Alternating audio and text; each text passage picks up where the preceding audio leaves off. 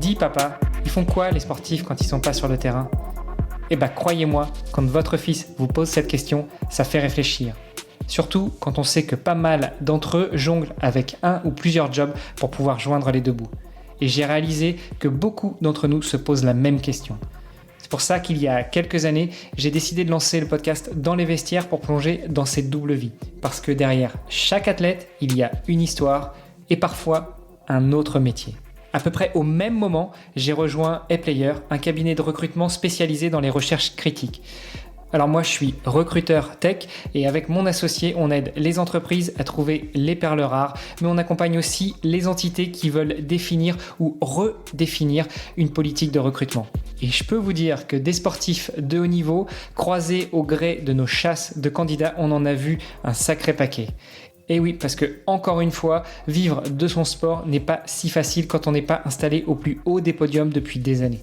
Et encore, comme une marque bien installée, il faut y rester et se réinventer sans cesse. Du coup, à travers les histoires inspirantes de mes invités, je vous propose de découvrir comment on peut répondre à nos enfants qui se demandent encore ce que font toute la journée ces sportifs de haut niveau.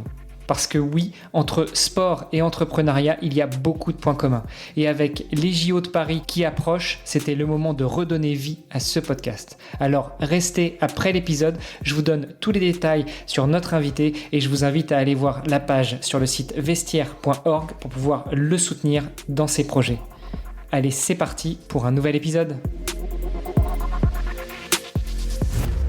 Salut les sportifs, c'est Armano et je suis très heureux de vous recevoir pour un nouvel épisode du podcast Dans les vestiaires. Aujourd'hui, on reçoit une ancienne sportive de haut niveau qui s'est reconvertie dans l'entrepreneuriat de haut niveau. Elle est à fond sur les deux sujets, elle continue à courir, elle continue à s'entraîner et puis elle a une banane, un sourire qui fait plaisir. Peut-être que vous regarderez ça en vidéo si j'ai l'autorisation de diffuser ça en vidéo. Enfin bref, je suis très content de recevoir Coralie Gassama. Salut Coralie. Salut Armano, merci beaucoup de m'accueillir. C'est un plaisir. Tu dois être rodé un petit peu à l'exercice de l'échange, de la conversation avec les journalistes dans le cadre de ta start-up, non ? C'est vrai que depuis quelques années, je commence à avoir un peu plus l'habitude et c'est un bel exercice. Donc c'est toujours bien pour la visibilité de l'entreprise et puis pour prendre de l'expérience dessus. Bon, bah là, t'es pas avec un journaliste, donc on va y aller cool. Tu vois, on est à la table d'un café, on prend une petite boisson fraîche, non alcoolisée évidemment, parce qu'on est des sportifs, et puis on discute. Ça te va comme ambiance ? C'est parfait. Coralie, la première question que je pose à tous mes invités, elle est très simple. J'ai envie de tout savoir. Donc dis-nous tout, qui est Coralie Gassama ? Alors, du coup, je suis une jeune femme de 26 ans, originaire de Normandie. Je suis née à Évreux. Normandie en force. Je suis née à Évreux. Alors, souvent, je dis que je suis originaire de Normandie, avant de dire Évreux, parce que les gens ne placent pas forcément Évreux sur une carte. Mais du coup, Évreux, où j'ai vécu jusqu'à mes 17 ans. Voilà, je suis la fille d'une institutrice et d'un père ancien footballeur professionnel du Sénégal. J'ai une grande sœur, un demi-petit frère. Et puis, j'ai toujours fait du sport. Le sport fait partie de ma vie depuis que je suis toute petite. Dans la famille, de toute façon, le sport fait partie de notre vie. Et voilà. Je suis métisse franco-sénégalaise aussi. Et voilà. C'est super. C'est pour ça le beau teint, la banane et tout. Moi, mes enfants sont métis franco-italo-malgaches de Madagascar. Oh, c'est beau ça. Ouais. En général, je demande aussi comment est-ce que tu as découvert le sport. Donc là, tu nous dis toute petite, avec un papa ancien footballeur, forcément, tu as dû jouer avec le ballon quand tu étais petite. Non. Qu'est-ce qui t'a amené à l'athlétisme ? Non, mes proches savent très bien que le ballon et moi, on n'est pas amis. Non, mon père, ma sœur et moi, il nous a jamais vraiment rapprochés du football et donc du ballon. Par contre, effectivement, on a été plongés dans le sport très rapidement. Je pense parce qu'on avait énormément d'énergie, ma sœur et moi. C'était obligatoire en fait pour ma mère pour nous canaliser. Et moi, ce qui m'a vraiment mis dans le sport, c'est une association dans laquelle j'étais quand j'étais toute petite. Donc je pense que c'était vraiment avant 6 ans, entre 5 et 7 ans, avant de pouvoir avoir une licence d'athlétisme. J'ai été dans une association où on pratiquait tous les sports toute l'année. Ça passait du roller au tennis de table, au basket, au judo, à l'athlétisme. Enfin voilà. Du coup, chaque semaine ou toutes les 2 semaines, on avait des nouveaux sports. Et c'est là où je pense que on a décelé le fait que j'aimais bien le sport et en tout cas je m'en sortais bien dans certaines disciplines. Attends, il y a un truc, je comprends pas. Tu nous dis que le ballon et toi, ça va pas ensemble. Pourtant, tu nous dis qu'avant tes 7 ans, tu étais dans une association multisport et tu faisais tous les sports. Comment tu faisais quand tu t'étais confronté à des sports de balle? Parce que sport de balle, il y a le volley, il y a le basket, il y a le foot, il y a, Alors oui, il y a le hand. je l'ai pas bien précisé. Pas forte avec les sports de balle au pied, donc le football, Ok. clairement. Bah, clairement, Voilà, le il y en a pas football et beaucoup. moi, c'est ça. Bon, après, je suis pas sûre que je sois la meilleure non plus en basket, mais c'était pas forcément mes sports de prédilection. C'est vrai que j'ai très vite été plus attirée vers les sports individuels, même si j'ai pratiqué des sports collectifs, notamment dans les associations scolaires, UNSS, etc. J'ai quand même été beaucoup plus attirée par les sports individuels, escalade, gymnastique, natation, athlétisme. Qui sont des sports individuels, mais où on concourt aussi parfois en équipe. Totalement. Et d'ailleurs, au-delà des concours en équipe, en athlétisme, souvent c'était les relais. Dans tous les cas, je me suis jamais sentie vraiment seule en fait, parce que on s'entraîne toujours avec un groupe d'entraînement et il y a vraiment une notion d'équipe qui est hyper importante, même dans ces sports individuels. Bon, bah finalement, on n'est pas encore à la fin de l'épisode, mais on reboucle aussi sur ton autre facette, celle d'entrepreneur, patronne de start-up. Donc, c'est un peu un sport individuel parce que c'est toi la patronne, mais ça reste un sport d'équipe parce que c'est toute une entreprise à faire aller d'avant. Ouais, totalement. Ça, c'est sûr que parfois, il y a des moments où on se sent assez seul. Voilà, en plus, je suis seule fondatrice associée. Alors, j'ai des actionnaires, mais opérationnellement, je suis seule. Mais en fait, je ne fonctionne pas toute seule. J'ai une équipe en interne, j'ai des personnes qui me soutiennent, des partenaires qui me soutiennent et qui m'apportent des connaissances et voilà, des compétences. Donc, non, c'est sûr, c'est exactement comme un sport individuel, sauf qu'en fait, derrière, il y a tout un staff, comme le sportif de haut niveau dans son sport individuel. On y reviendra notamment sur les ponts qu'il peut y avoir entre le sport de haut niveau et l'entrepreneuriat. Petit clin d'œil aussi parce que le sport de ballon au pied, donc le foot, c'est pas trop ton truc. Par contre, tu parlais de tes associés tout à l'heure. Tu viens quand même de dévoiler. Alors, on enregistre fin janvier, mais l'épisode sortira beaucoup plus tard, donc ce sera déjà bien largement dans la presse. Mais tu as quand même fait rentrer dans tes actionnaires un footballeur. Oui, exactement. Hier, on l'a annoncé, Dayo Upamecano, qui est l'un des meilleurs défenseurs de l'équipe de France et du Bayern de Munich, vient de rentrer dans l'actionnariat de Keyena. Dayo, on est des amis, on se connaît depuis qu'on est jeunes et surtout, il y a un lien avec nos parents. Nos deux pères se connaissent particulièrement et c'est même mon père qui a permis à Dayo de rentrer dans le club d'Évreux, là où il s'est fait ensuite repérer pour aller dans les centres de formation. Donc, il y a un lien qui va au-delà du sport, même si le football est aussi un sport sur lequel on s'interroge. En tout cas, on prendra le temps de s'interroger dans quelques années. Mais aujourd'hui, l'association avec Dayo, elle est vraiment plus liée au fait qu'on a des ambitions communes, on a un passé commun et on avait envie de s'associer et de montrer que en tant que jeune et sportif, on est capable de s'investir dans l'économie de nos sports. Waouh. Bravo pour ça et puis bon courage pour la suite. On reviendra tout à l'heure sur la startup, sur les objectifs, sur les plans, etc. T'en as dévoilé un petit peu en disant que le foot ça vous intéresse aussi, mais on va revenir là-dessus. Restons un peu sur toi. Donc toi tu découvres le sport finalement au sens large quand tu es jeune, de 5 à 7 ans, tu es dans une association multisport, tu pratiques tous les sports en te cachant quand c'est le moment de pratiquer le foot. J'imagine que tu allé sur le terrain d'à côté pour faire autre chose. Comment tu arrives à l'athlétisme finalement ? Alors, à la fin de ces années multisports, en fait, les animateurs, ils décèlent les aptitudes des jeunes envers certains sports. Donc, il me semble que lors de mon bilan, avant de sortir de l'association, parce que c'était limité dans le temps, les animateurs disent à ma mère, il semblerait qu'elle ait des compétences pour la gymnastique et l'athlétisme. Et à cette époque-là, il y a aussi ma sœur qui pratique déjà l'athlétisme, qui a 4 ans de plus que moi, et qui est déjà dans le club de l'Évreux AC.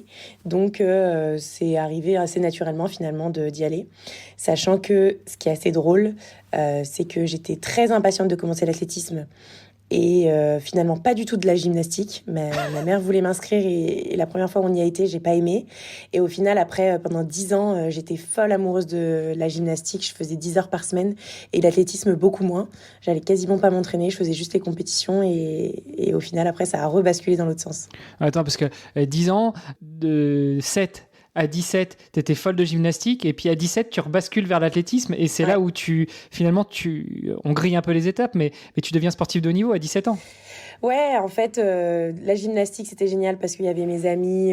Je passais 10 heures par semaine là-bas et puis je progressais énormément. Mais la gymnastique, je l'ai commencé assez tard, 7 ans, c'est tard. Et du coup, en fait, on se rendait compte qu'en athlétisme, avec très peu d'entraînement, j'avais plus de réussite. En fait, je gagnais beaucoup plus de courses, de compétitions. Donc, à un moment où je crois vers mes 17 ans, non, même avant, je fais des compétitions et je décroche ma première sélection en équipe de France avec quasi peu d'entraînement, on se rend compte qu'il fallait mieux miser sur l'athlétisme plutôt que la gymnastique. Donc, ça s'est un peu fait comme ça, le choix. Bon, il y avait aussi l'entraînement croisé. Tu travaillais beaucoup en gymnastique. Ça portait des bienfaits sur la partie athlétisme. Ouais, totalement. Même s'il y avait quelquefois des oppositions. Typiquement, en athlétisme, on faisait des montées de genoux avec les pointes de pied levées. Et à la gymnastique, c'était l'inverse. Donc des fois, je me rappelle, il y a une année où je m'entraînais le samedi matin, je faisais des côtes en athlétisme avec mon groupe d'entraînement. Et l'après-midi, j'allais aux entraînements de gymnastique. Alors là, il fallait une coordination pas possible. Je me rappelle de ma prof qui me disait « Les pointes de pied, Coralie, les pointes de pied !» Ah oui, c'est vrai. Bon, mais on l'a pas dit, ta spécialité, c'est le 400 mètres haies. Est-ce que ça explique pourquoi, quand tu sautes les haies, finalement, t'es large, t'es très haute? Limite, tu pourrais faire un salto quand tu passes les haies? Alors, c'est pas bon signe si tu penses que je passe au-dessus des haies, parce que justement, les haies, il faut les franchir et non pas les sauter. Mais non, normalement, je devrais pas passer beaucoup au-dessus. Mais il y a des photos de moi où on voit que je suis bien au-dessus. Non, mais c'était pour faire le petit lien avec la gymnastique. Ouais. De toute façon, le coup du salto au-dessus des haies, ça marche pas. L'objectif, c'est de courir le plus vite possible et t'as pas le temps entre guillemets, perdre du temps en faisant un joli salto. Ouais, totalement. J'ai pas essayé d'ailleurs. Donc, un petit peu avant 17 ans, tu décroches ta première sélection en équipe de France. Donc là, c'est en jeune.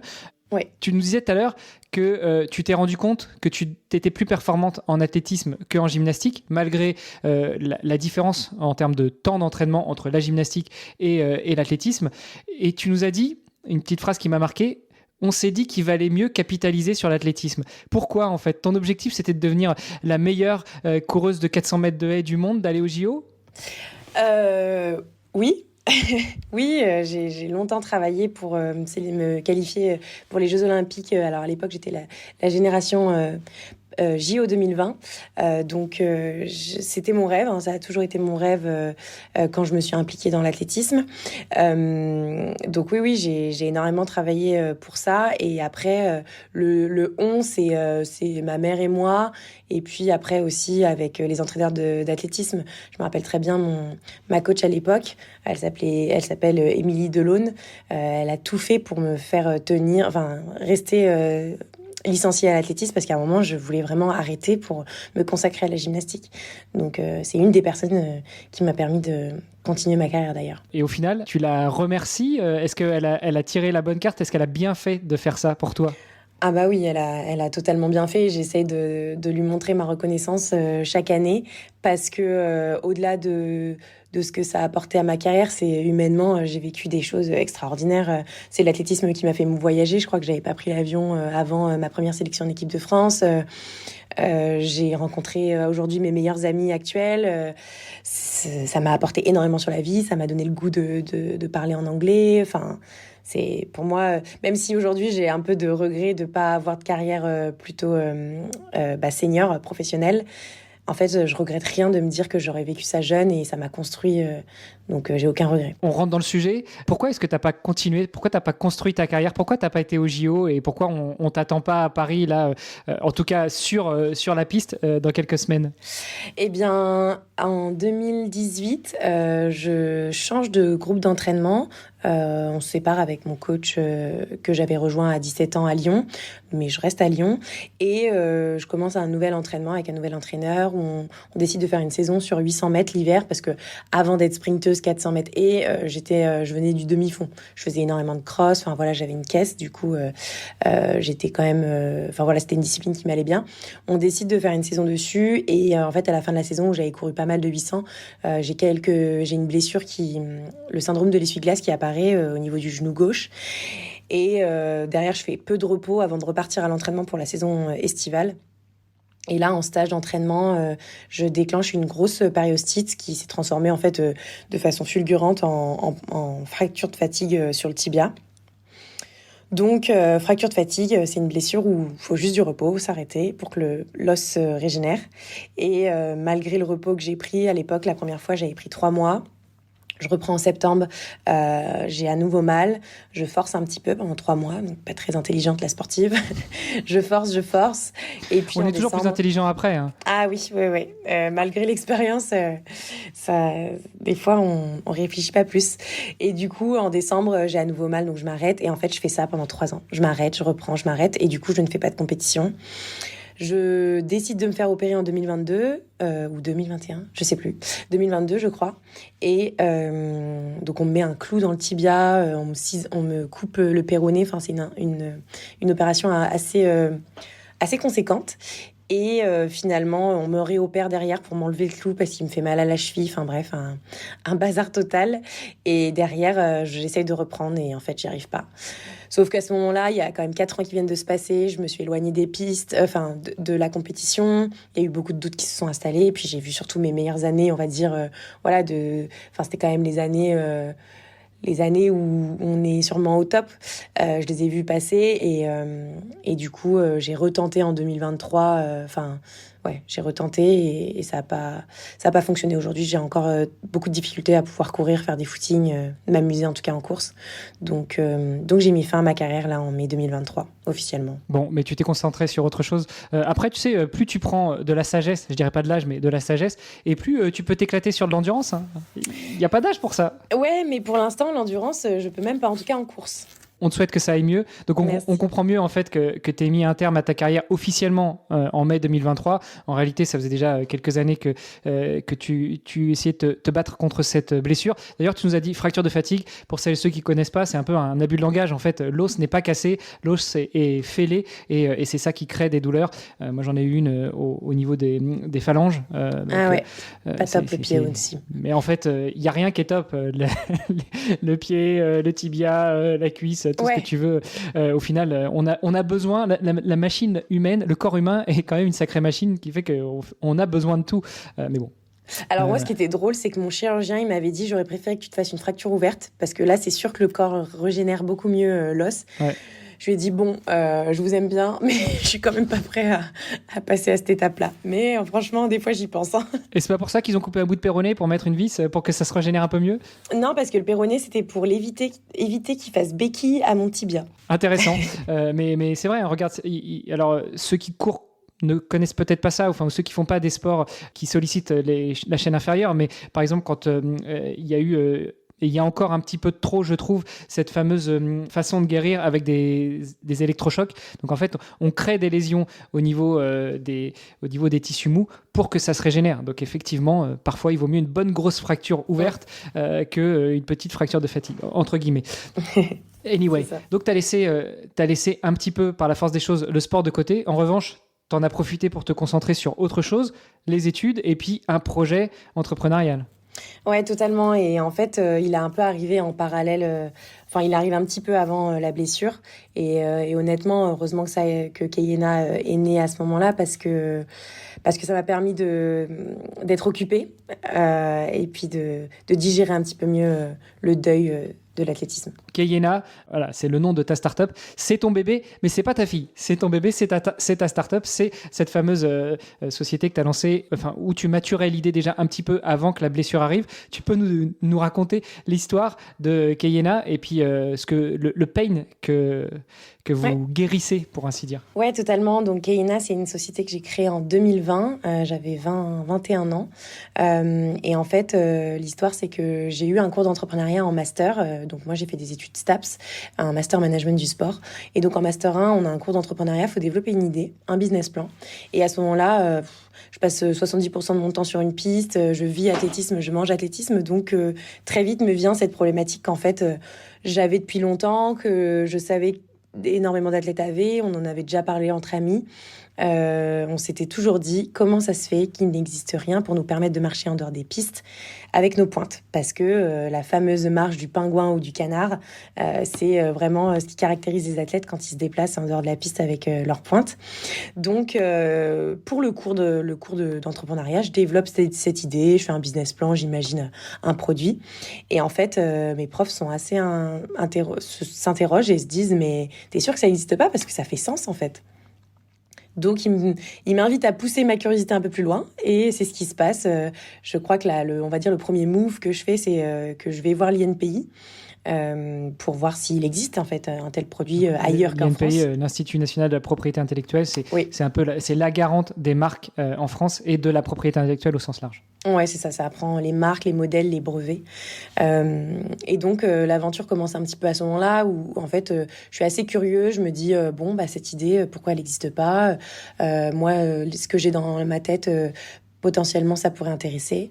Et derrière, je rencontre un bureau d'études et on développe la première sursemelle de protection pour les pointes d'athlétisme. Donc vraiment, c'est une surchaussure qui va venir en dessous des pointes. Donc les pointes d'athlétisme, c'est la chaussure technique avec des clous à l'avant qui permettent aux athlètes d'optimiser leur adhérence à la piste quand ils courent, sautent ou lancent. Et donc, nous, on vient en dessous pour protéger et surtout rééquilibrer le pied et permettre aux athlètes de marcher plus confortablement avec. Et c'est même un outil de rangement. Et ça, c'est quelque chose que j'avais pas prévu au début. C'est les athlètes qui me disent « Ah bah moi, ça m'est arrivé plein de fois de percer une bouteille d'eau, une canette, trouer mes affaires dans mon sac. » Et du coup, ça paraît comme un outil de rangement aussi maintenant. Ouais, puis même après, quand tu les ranges proprement à la maison, à côté de tes 872 autres paires de course à pied, de pointe et autres, au moins elles tiennent droit. Ouais. Elles sont pas à moitié à cheval. Totalement.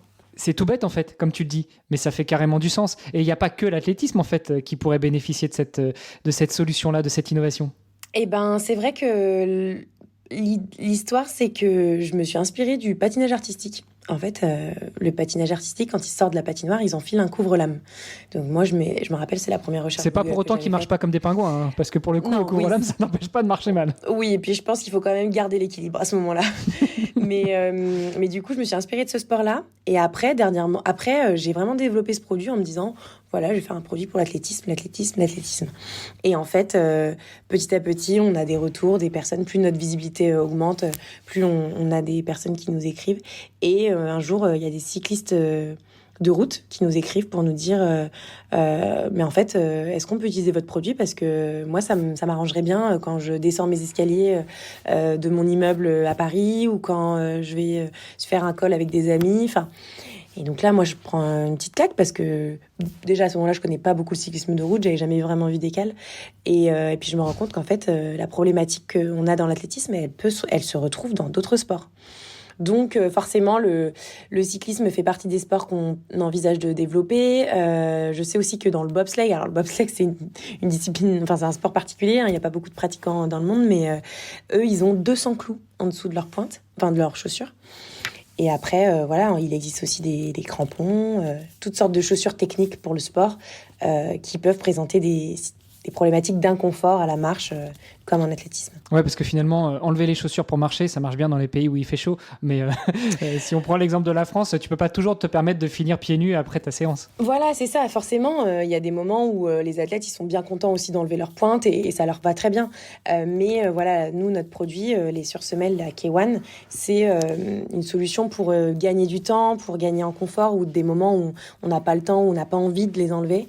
Et en fait, ça arrive bien plus souvent qu'on pense.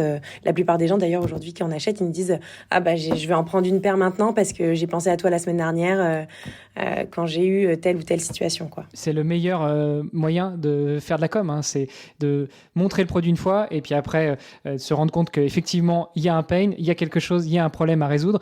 Donc, on pense à Cayena et puis après, le bouche à oreille, il fait le reste.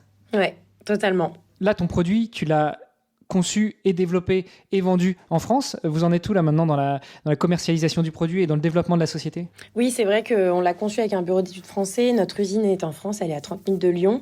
Et en fait, on a vendu en France majoritairement au début, mais notre site internet était déjà ouvert sur l'Europe. Aujourd'hui, il y a des solutions de transport qui permettent très très facilement de vendre à l'étranger. Donc, à ce stade, là, ce mois de janvier, on va arriver à la fin. Je pense qu'on est à un peu plus de 2300-2400 paires vendues, majoritairement en France, mais on a quand même un poids important dans les autres pays d'Europe.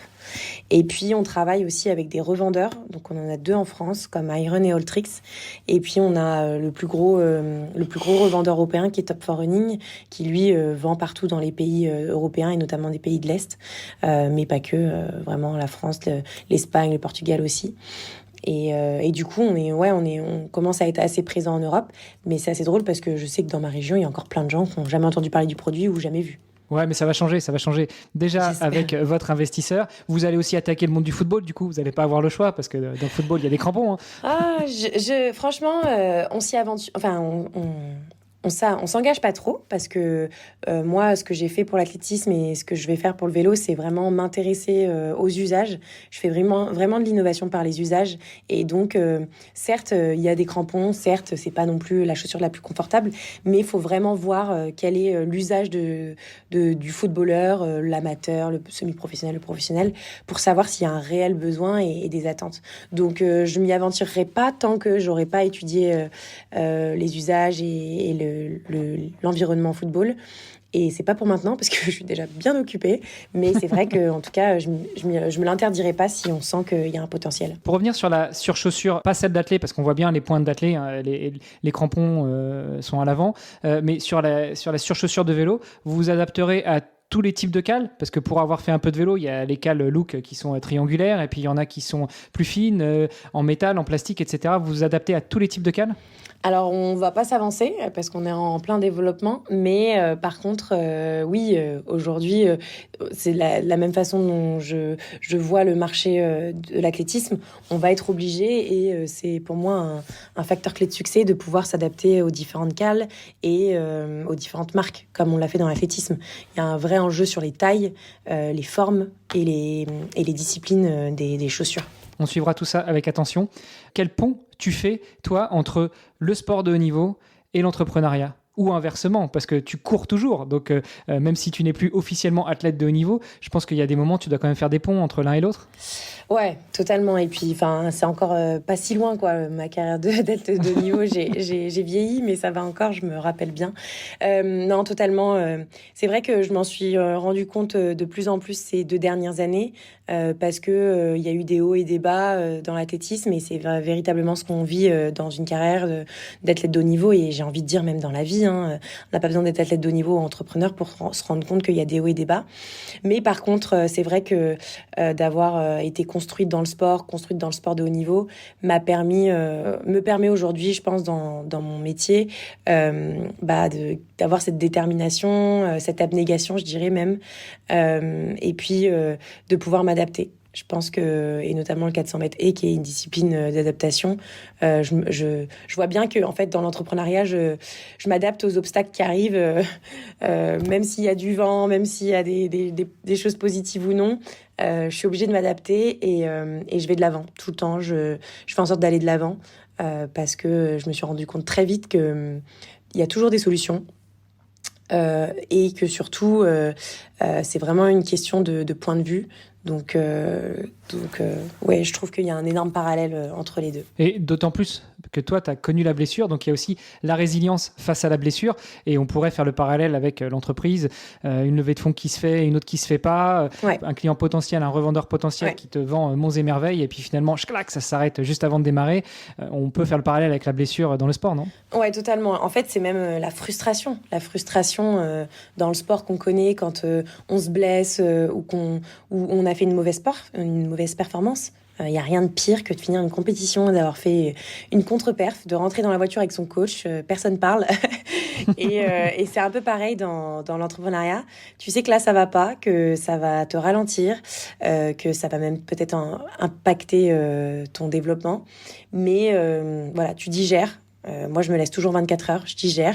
Et par contre, derrière, faut vraiment rebondir. C'est obligatoire pour moi. C'est tout à ton honneur d'avoir cette maturité, cette clairvoyance, cette clarté d'esprit. Et c'est ce que je dis souvent aux invités que je reçois, c'est que le fait d'avoir été sportif de haut niveau, ou même de l'être encore, on a l'impression que vous avez vécu déjà 2, 3, 4, 5 vies et que vous avez énormément gagné en maturité. Je pense que c'est vrai que on dit toujours le sport, c'est de l'école de la vie. Dans l'athlétisme, on disait que c'était le cross et pour en avoir fait, je le confirme.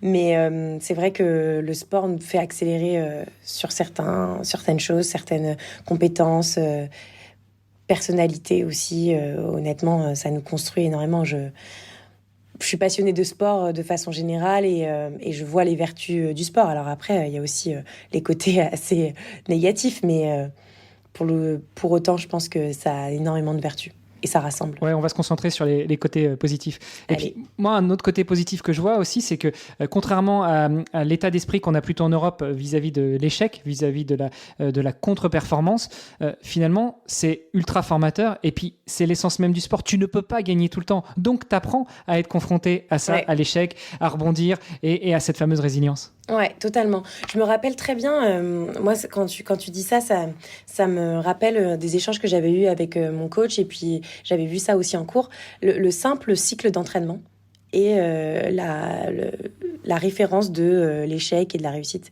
C'est-à-dire que un cycle d'entraînement, pour pouvoir progresser, il faut avoir une courbe ascendante, puis une courbe descendante pour ensuite repartir vers un pic de forme. Pic de forme, ouais. Je sais pas si je l'ai bien expliqué, mais en tout cas, oui, moi, c'est comme ça que je le vois. L'entraînement polarisé. Ouais, c'est ça. Et en fait, l'entrepreneuriat, c'est la même chose.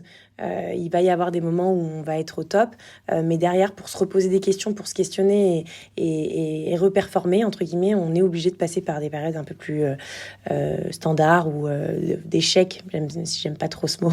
Ouais, avec la seule différence, c'est que dans le sport, en général, on s'accorde une fois dans la saison une vraie pause de quelques jours, de quelques semaines, quelques semaines, on va s'arrêter là. Dans l'entrepreneuriat, tu peux pas, t'es obligé d'être tout le temps ouvert. Ouais, ça c'est vrai que c'est peut-être la vraie différence entre les deux. Le sport, nous c'était le mois d'août, quand on n'est pas en compétition internationale, tu coupes vraiment. Tu vois ton corps changer, donc c'est pas terrible, mais tu coupes et tu sais que au moins tu le reprendras avec l'envie.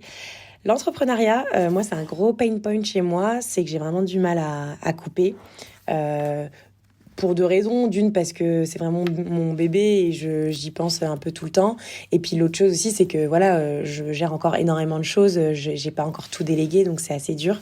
J'ai réussi de temps en temps à le faire. J'ai la chance d'avoir une entreprise dans l'industrie, ce qui fait que le mois d'août, toutes les usines ferment et forcément l'activité est réduite un peu, mais j'ai pas encore réussi à avoir vraiment cette capacité de dire là je prends une semaine, même si on est en février, c'est pas grave. J'arrive pas encore à le faire ça. Attends, ça tombe bien que tu viennes là-dessus parce que je voulais y venir justement, mais tout à l'heure en début d'épisode, tu nous as parlé du staff, de se faire entourer. Donc ça veut dire aussi de déléguer. Allez Coralie, hop, il faut trouver non pas les bonnes personnes, il faut trouver le courage de déléguer. Ouais, il y a une notion de courage, c'est vrai, mais il y a une notion aussi d'articulation avec la réalité économique de l'entreprise, parce que voilà, aujourd'hui, avoir des salariés, avoir une équipe en interne, ça coûte énormément. Et puis après, quand on a géré la société depuis le début et qu'on était sur tous les sujets, il y a aussi une éducation à faire des interlocuteurs. Et ça, c'est difficile. Des fois, j'ai l'impression que je réussis que je vais plus vite dans certains process parce que c'est moi l'interlocutrice. Donc oui, il y a une notion de courage, je te l'accorde.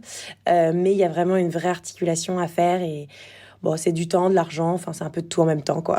L'essence même du podcast, c'est, comme je le disais, d'aider les sportives et les sportifs de haut niveau à partager un petit peu leur quotidien, voir comment est-ce qu'ils financent leur carrière. Toi, tu es plus sur le financement de la carrière d'une sportive de haut niveau. Par contre, tu es sur le financement de ta vie d'entrepreneur et de ta boîte. Quel conseil tu pourrais donner à des jeunes qui sont sportifs de haut niveau ou qui vont le devenir et qui ont aussi des velléités, des objectifs de devenir entrepreneur? Alors, déjà, quand on est sportif de haut niveau, je trouve que depuis quelques années, il y a beaucoup de choses qui sont mises en place. Les acteurs locaux sont de plus en plus présents. Moi, je me rappelle avoir été énormément aidée par mon club et le département de l'Eure et la région de Normandie.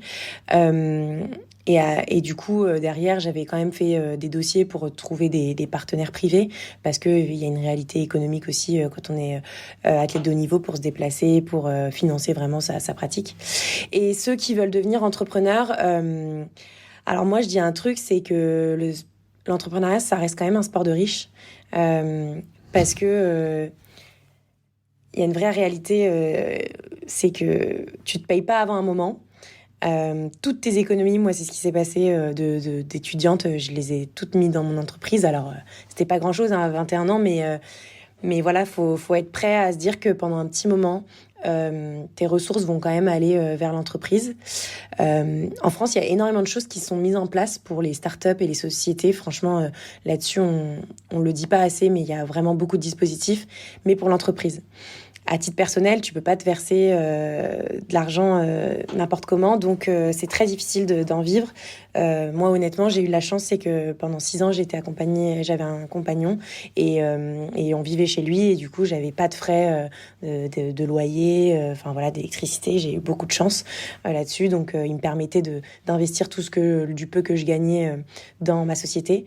Donc je sais que c'est pas donné à tout le monde. Je pense qu'il y a toujours des solutions, mais c'est vrai que c'est pas la partie la plus simple. Moi, j'avais clairement pas les parents.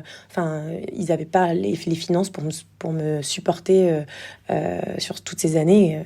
Donc voilà, pour moi, la réalité d'un entrepreneur, en tout cas quand on est jeune. Parce qu'après, il y a des gens, ils ont mis des économies depuis un moment et voilà, ils peuvent quitter leur boulot et amortir pendant 2-3 ans. Oui, c'est ça, parce qu'il ne faut quand même pas l'oublier. En France, le plus gros investisseur dans les startups, c'est souvent Pôle emploi qui te permet d'avoir à peu près 2 ans de visibilité sur un minimum de salaire et qui te permet de, comme tu disais, flécher toutes les autres ressources vers l'entreprise. Ouais, c'est vrai que moi, ça a été un peu difficile puisque j'ai développé l'entreprise pendant mes études et que quand je suis sortie des études, je suis allée tout de suite dans mon entreprise. J'ai jamais eu le chômage, j'ai jamais eu des aides personnelles. Donc, oui, tu n'as jamais été salarié, donc tu n'as jamais cotisé, donc tu ne pouvais pas bénéficier de cette assurance chômage. Exactement. Encore une fois, c'est tout à ton honneur. La prochaine est pas trop loin et on est bientôt à la ligne d'arrivée. T'inquiète, ça va bien se passer. Pourtant, la dernière, elle fait peur, hein, toujours. Ouais. Coralie, je termine toujours le podcast avec le même genre de questions. Si tu pouvais te projeter à côté de la, entre guillemets, petite Coralie de 20 ans qui a cette idée de surchaussure pour les pointes d'athlée et que elle connaissait exactement le futur qui va lui arriver. Donc, la Coralie d'aujourd'hui qui était projetée à côté de la Coralie de 20 ans. Qu'est-ce que tu penses que Coralie de 20 ans dirait de toi en te voyant ? Waouh. Ah, tu t'attendais pas celle-là, tu l'as pensé dans l'autre sens. Hein. Oui, exactement. J'étais en train de réfléchir à une réponse dans l'autre sens. Je pense qu'elle serait très fière de ce que la Coralie de 26 ans a accompli en quelques années. Et puis, dans l'autre sens, c'est assez drôle. Je pense qu'elle serait fière et elle aurait envie, en tout cas, si elle devait se relancer à 20 ans, de le refaire, quoi. Il n'y a quasiment rien acheté et elle referait pareil, quoi. Et du coup, qu'est-ce que tu lui répondrais, toi ? Si elle te disait ça, si elle te disait ouais, je suis trop fière de toi, regarde où t'en es, c'est génial, ça me donne la patate, donc j'y vais encore plus, qu'est-ce que tu lui répondrais ? Je pense que je lui dirais que je la préviendrais en fait. Je lui dirais ça va être génial, ça va être la meilleure aventure de ta vie, ça va être très dur. Il y a des moments où vraiment tu vas douter, mais lâche pas. Clairement, lâche pas. Tu le verras, lâche pas, ça vaut le coup. Merci beaucoup Coralie pour cet échange. Où est-ce qu'on peut te retrouver, te suivre l'actualité de Cayena et puis voire même passer à la caisse si on a envie. Alors je précise que le podcast n'est pas sponsorisé, hein. Je voulais juste te donner la parole à toi. Alors Cayena, on retrouve sur notre site internet cayena.com et puis bien sûr on a nos réseaux sociaux sur le Instagram Cayena avec 2 tirés du 8. Et puis aussi, pour avoir vraiment l'actualité de Cayena, je vous invite à vous inscrire à la newsletter. Donc, vous pouvez vous rendre sur notre site internet dans le footer ou dans la page contact et vous inscrire à notre newsletter où on partage l'actualité de Cayena, l'actualité sur l'athlétisme et voilà, on espère que vous vous régalerez. Bon, mais j'espère que du coup le podcast apparaîtra dans la newsletter du jour où on diffusera l'épisode. Ah, ça c'est certain, avec plaisir en plus. De toute façon, je remettrai tous les liens dans les notes de l'épisode. On te souhaite une bonne continuation et puis là tu vas enchaîner sur l'entraînement maintenant, c'est ça ? Alors juste avant, je viens de récupérer du stock de l'usine, donc je vais faire ma petite partie inventaire. Pas la plus drôle, mais voilà. Donc, je vais ranger le stock. Et puis ensuite, non, pas d'entraînement ce soir. Mais voilà, je vais aborder le week-end sereinement. Bon week-end. À très bientôt. Merci beaucoup pour cette opportunité. Et puis à très vite. Ouais. Ciao. Salut. Alors, on est tous d'accord, chaque athlète a une histoire unique, tout comme Coralie Gassama que vous venez d'entendre sur le podcast. Si son parcours vous a inspiré, eh bien rejoignez-nous sur les réseaux sociaux du podcast pour en discuter. Tous les liens sont dans les notes de l'épisode. Pour en découvrir davantage sur Coralie et tous les autres sportifs du podcast et les soutenir dans leurs défis, eh bien visitez le site vestiaire.org. On a besoin de vous, chaque euro compte et 100% des dons sont directement reversés aux athlètes. Le podcast Dans les vestiaires met en lumière ces héros du sport et ils ont besoin de votre soutien. Et le plus simple, c'est de partager leurs histoires pour les aider à briller sur la scène internationale. Et puis comme ça, tout le monde fera un peu partie de cette superbe aventure sportive et philanthropique. Partagez leurs épisodes, ça nous aide et ça les aide surtout eux. Allez, sportez-vous bien, entraînez-vous bien et on se retrouve bientôt pour un nouvel épisode. Salut les sportifs!